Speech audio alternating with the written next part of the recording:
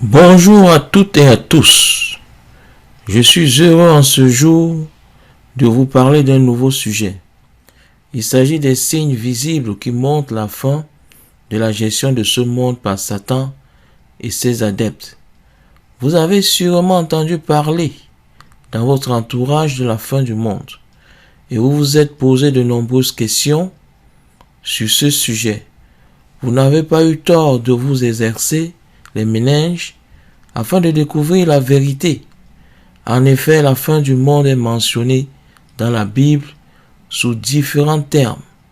Si dans vos lectures de la Bible, vous rencontrez les termes suivants: la période finale du monde, les derniers jours, le temps de la fin ou l'époque de la fin, sachez que ces groupes de mots signifient la fin du monde. Je vais donc développer ce sujet autour des questions suivantes. Quelle est la signification du terme fin du monde? Quels sont les signes énumérés dans la Bible qui permettent d'identifier cette période? Qui gouvernera le monde après cette période? Au cours de cette vidéo, je vais lever un pan de voile sur les multiples questions mentionnées plus haut. Avant d'entrer dans le vif du sujet, je vous invite à vous abonner à ma chaîne YouTube Le Réveil et à cliquer sur la petite cloche de notification afin de ne rater aucune nouvelle parution. Dans la Bible, l'expression fin du monde ne signifie pas la destruction de l'humanité ou de la terre. Elle signifie la fin des turbulences qui agitent la société humaine. La Bible révèle que ceux qui sont à l'origine de ces turbulences qui affectent la terre entière seront détruits. Les humains méchants ainsi que toutes les formes d'organisation humaine corrompues qui génèrent la souffrance et la mort sont pointés du doigt par les saintes écritures. Il y a 2000 ans, le Seigneur Jésus-Christ a révélé cette information à ses disciples. Nous pouvons le lire dans Matthieu 24, versets 4 à 31. Jésus-Christ, dans sa miséricorde, nous a donné des informations précises nous permettant d'identifier cette période. Au total, nous avons reçu de Jésus-Christ 7 prophéties au sujet de la fin du monde.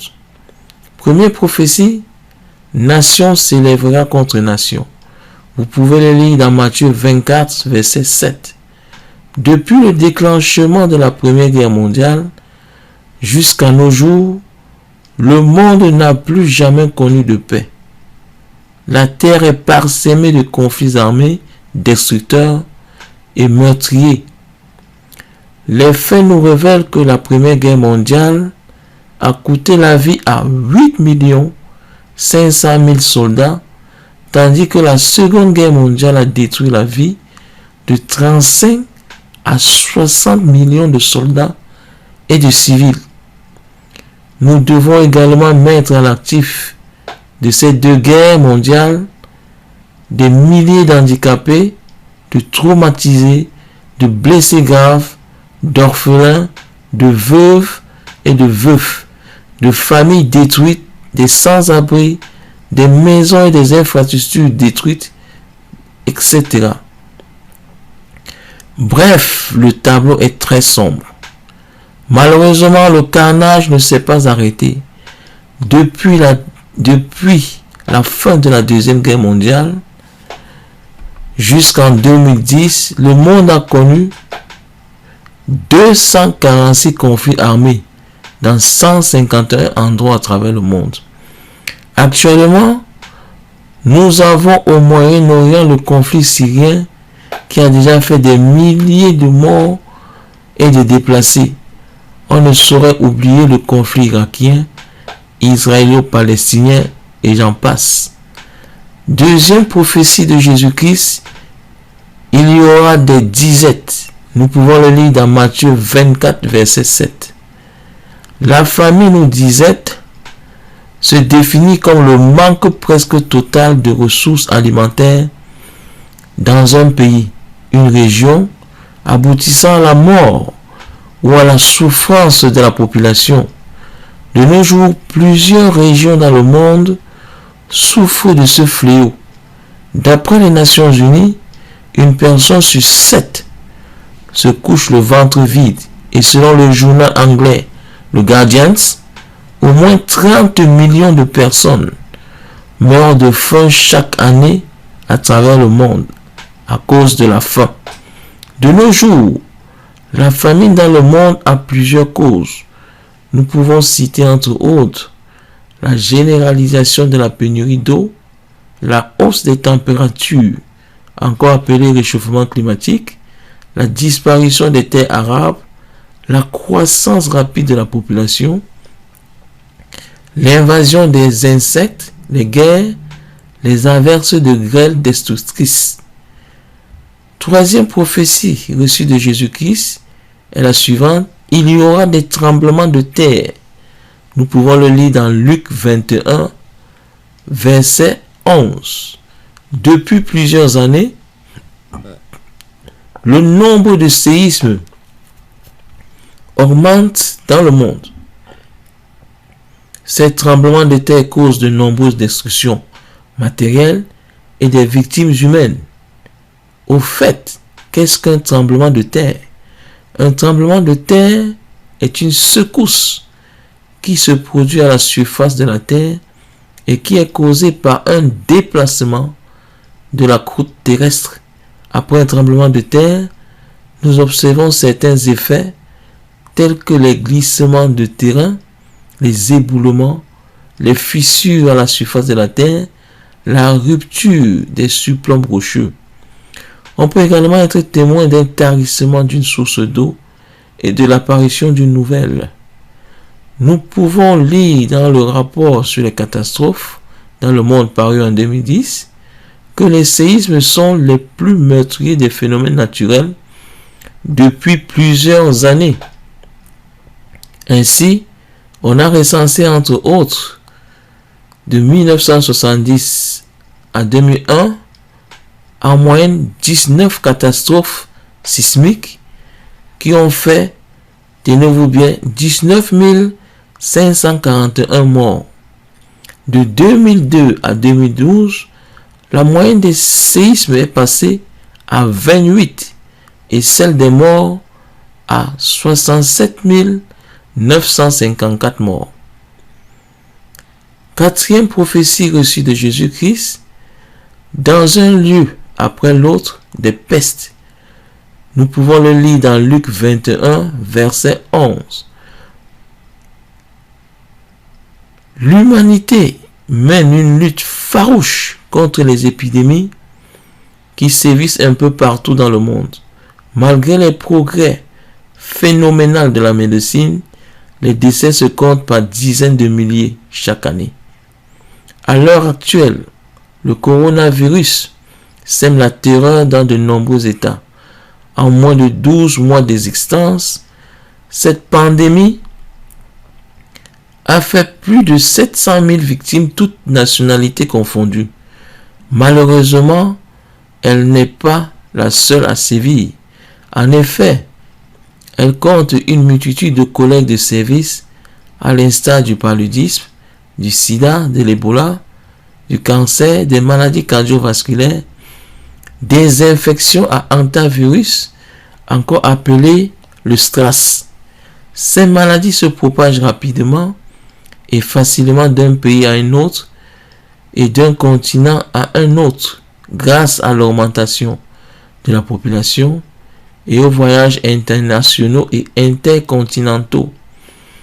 Cinquième prophétie reçue de Jésus est la suivante: alors aussi beaucoup trébucheront, se trahiront les uns les autres et se haïront les uns les autres. Et parce que le mépris de la loi se répandra, l'amour de la plupart des gens se refroidira. Vous pouvez le lire dans Matthieu 24, versets 10 et 12. Le tableau est très sombre. Les humains ont perdu tout repère et toute retenue. La haine s'est généralisée. Elle a pris le dessus sur l'amour du prochain. C'est la raison pour laquelle de nos jours, Nous assistons au génocide, aux conflits armés, au racisme et à la criminalité. Les actes de violence se sont généralisés, entraînant une grande vague de peur. Les faits nous révèlent que durant la Deuxième Guerre mondiale, le régime nazi a exterminé 6 millions de juifs et de millions d'autres personnes non juives. Malheureusement, ces massacres se sont déroulés dans le silence total et l'indifférence. Il y a eu au Rwanda quelques années auparavant un génocide ethnique. D'après la BBC, environ 800 000 Tutsis et Hutus modérés ont été assassinés froidement en quelques jours. Le tableau macabre n'est pas exhaustif. On peut y ajouter un autre fait. Chaque année, des crimes et des conflits armés détruisent plus de 740 000 âmes à travers le monde.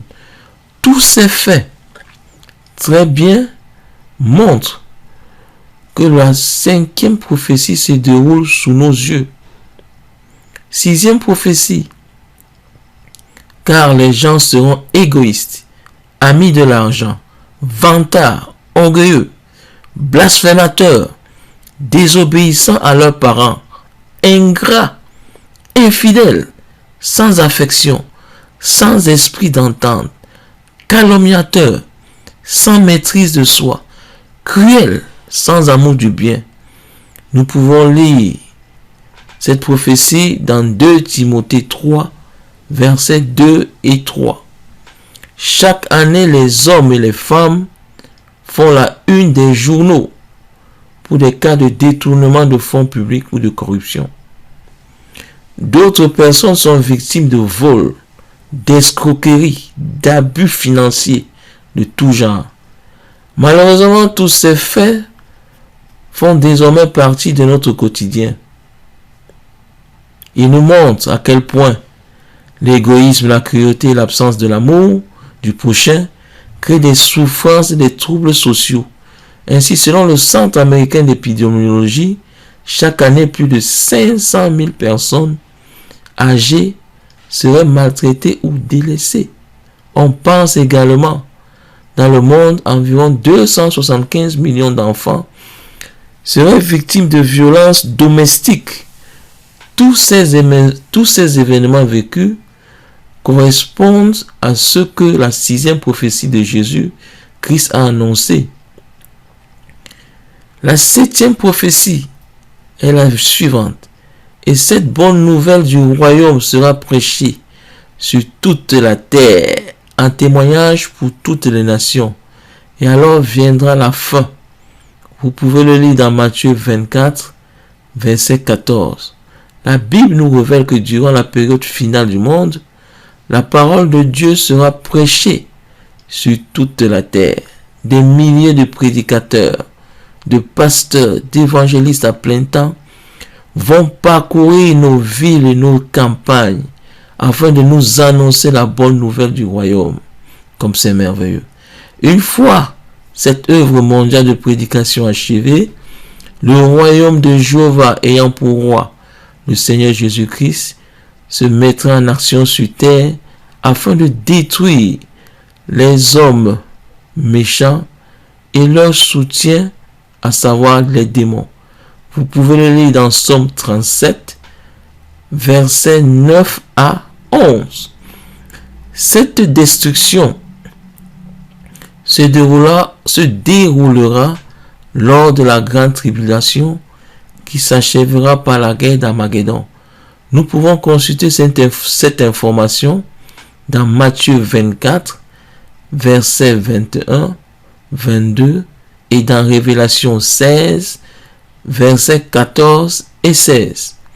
Une fois cette période de trouble achevée, le royaume de Jéhovah prendra la gestion du monde pour des temps indéfinis.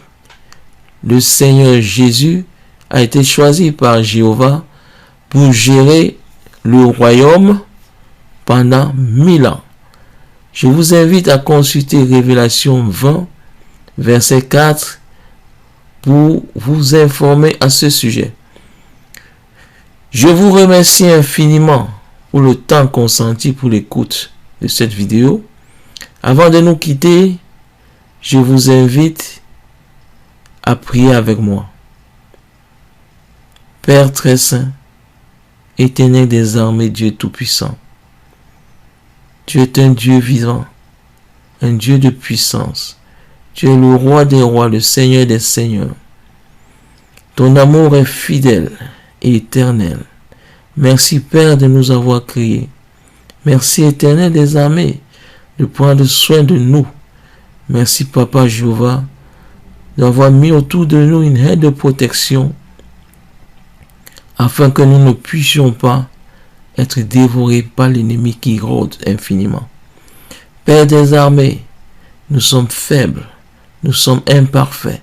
Nous te prions au nom de ton Fils Jésus-Christ de nous donner la force de résister à toute forme de tentation, à toute forme de déroute